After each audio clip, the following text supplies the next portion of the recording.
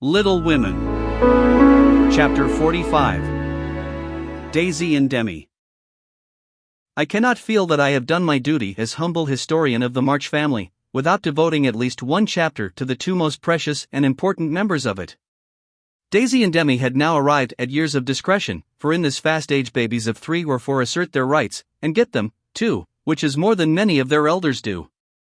If there ever were a pair of twins in danger of being utterly spoilt by adoration, it was these prattling brooks. Of course they were the most remarkable children ever born, as will be shown when I mention that they walked at 8 months, talked fluently at 12 months, and at 2 years they took their places at table, and behaved with a propriety which charmed all beholders. At 3, Daisy demanded a needler, and actually made a bag with 4 stitches in it. She likewise set up housekeeping in the sideboard, and managed a microscopic cooking stove with a skill that brought tears of pride to Hannah's eyes, while Demi learned his letters with his grandfather, who invented a new mode of teaching the alphabet by forming the letters with his arms and legs, thus uniting gymnastics for head and heels. The boy early developed a mechanical genius which delighted his father and distracted his mother, for he tried to imitate every machine he saw, and kept the nursery in a chaotic condition, with his sewing machine, a mysterious structure of string, chairs, clothespins, and spools, 4 wheels to go wound and wound, also a basket hung over the back of a big chair, in which he vainly tried to hoist his too confiding sister, who, with feminine devotion, allowed her little head to be bumped till rescued, when the young inventor indignantly remarked, "Why, Marmar, dat's my lily waiter, and me's trying to pull her up." Though utterly unlike in character, the twins got on remarkably well together, and seldom quarreled more than thrice a day.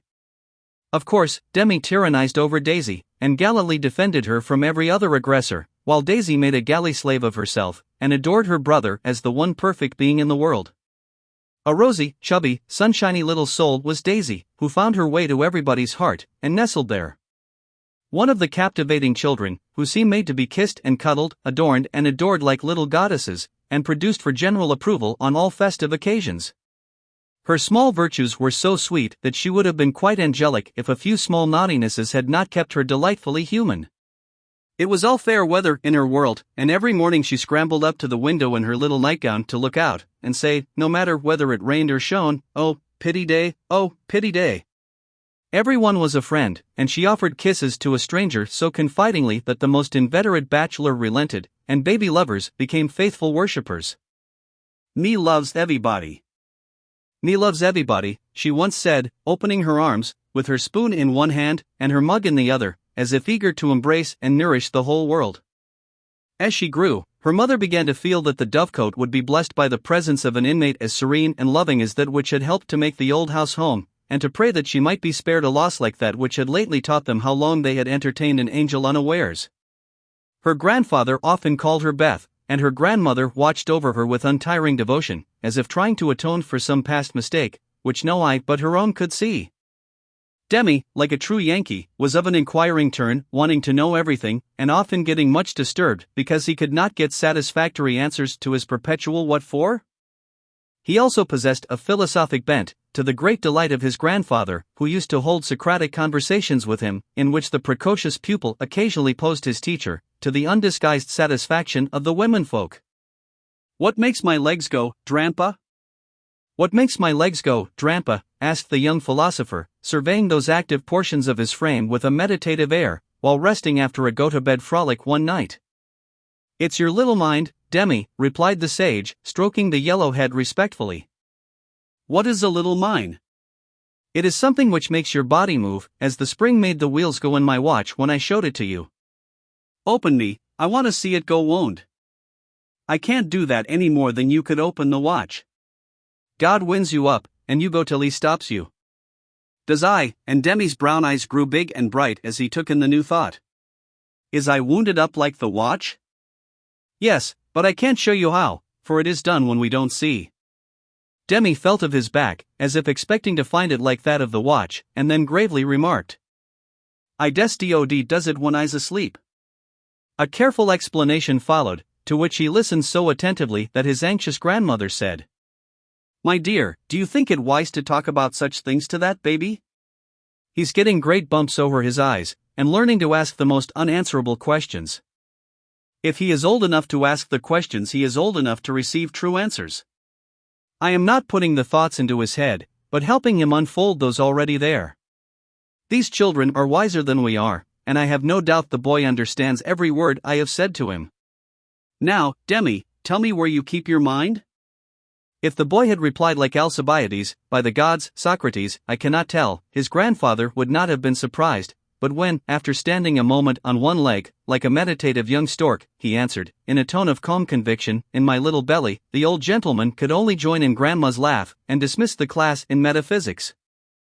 There might have been cause for maternal anxiety, if Demi had not given convincing proofs that he was a true boy, as well as a budding philosopher, for, often, after a discussion which caused Hannah to prophesy, with ominous nods, that child ain't long for this world, he would turn about and set her fears at rest by some of the pranks with which dear, dirty, naughty little rascals distract and delight their parents' souls. Meg made many moral rules, and tried to keep them, but what mother was ever proof against the winning wiles, the ingenious evasions, or the tranquil audacity of the miniature men and women who so early show themselves accomplished artful dodgers? No more raisins, Demi, they'll make you sick, says Mama to the young person who offers his services in the kitchen with unfailing regularity on plum pudding day. Me likes to be sick. I don't want to have you, so run away and help Daisy make patty cakes. He reluctantly departs, but his wrongs weigh upon his spirit, and, by, when an opportunity comes to redress them, he outwits Mama by a shrewd bargain.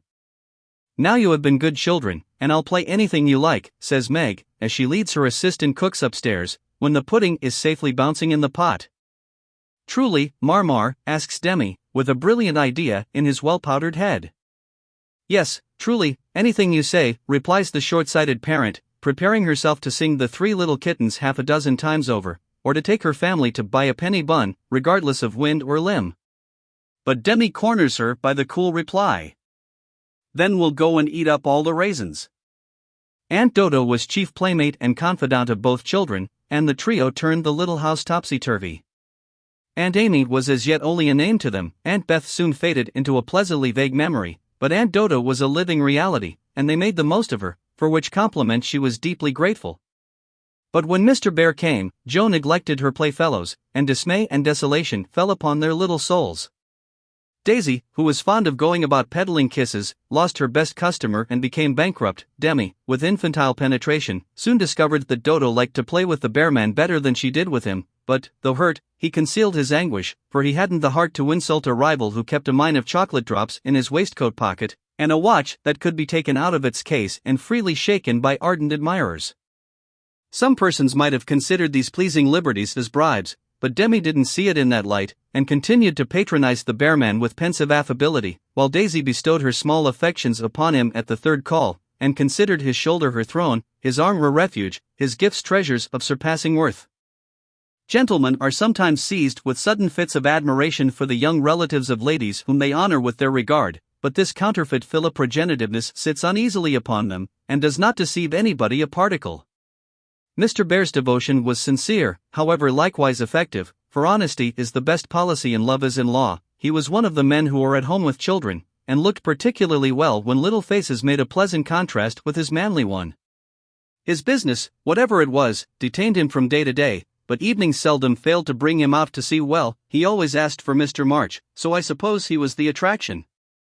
The excellent papa labored under the delusion that he was, and revelled in long discussions with the kindred spirit, till a chance remark of his more observing grandson suddenly enlightened him. Mr. Bear came in one evening to pause on the threshold of the study, astonished by the spectacle that met his eye. Prone upon the floor lay Mr. March, with his respectable legs in the air, and beside him, likewise prone, was Demi, trying to imitate the attitude with his own short, scarlet-stockinged legs, both grovellers so seriously absorbed that they were unconscious of spectators, till Mr. Bear laughed his sonorous laugh, and Jo cried out, with a scandalized face, "Father, father, here's the professor." Down went the black legs and up came the grey head, as the preceptor said, with undisturbed dignity, "Good evening, Mr. Bear. Excuse me for a moment, we are just finishing our lesson. Now, Demi, make the letter and tell its name." I knows him, and, after a few convulsive efforts, the red legs took the shape of a pair of compasses, and the intelligent pupil triumphantly shouted, "It's a wee, Drampa, it's a wee. Drampa, it's a wee." "He's a born Weller," laughed Jo, as her parent gathered himself up, and her nephew tried to stand on his head, as the only mode of expressing his satisfaction that school was over. "What have you been at today, Bubchen?" asked Mr. Bear, picking up the gymnast. "Me went to see little Mary." "And what did you there?" "I kissed her," began Demi, with artless frankness. "Prut! Thou beginnest early." "What did the little Mary say to that?" asked Mr. Bear, continuing to confess the young sinner, who stood upon his knee, exploring the waistcoat pocket. "Oh, she liked it, and she kissed me, and I liked it." "Don't little boys like little girls?" added Demi, with his mouth full, and an air of bland satisfaction. "You precocious chick! Who put that into your head?" said Joe, enjoying the innocent revelations as much as the professor. "'Tisn't in mine head, it's in mine mouth," answered literal Demi, putting out his tongue, with a chocolate drop on it, thinking she alluded to confectionery, not ideas. "Thou shouldst save some for the little friend, sweets to the sweet, manling," and Mr. Bear offered Joe some, with a look that made her wonder if chocolate was not the nectar drunk by the gods. Demi also saw the smile, was impressed by it, and artlessly inquired, "Do great boys like great girls, too, Fessor?" Like young Washington, Mr. Bear couldn't tell a lie, so he gave the somewhat vague reply that he believed they did sometimes, in a tone that made Mr. March put down his clothes brush, glance at Joe's retiring face, and then sink into his chair, looking as if the precocious chick had put an idea into his head that was both sweet and sour. Why Dodo, when she caught him in the china closet half an hour afterward, nearly squeezed the breath out of his little body with a tender embrace, instead of shaking him for being there, and why she followed up this novel performance by the unexpected gift of a big slice of bread and jelly, remained one of the problems over which Demi puzzled his small wits, and was forced to leave unsolved forever.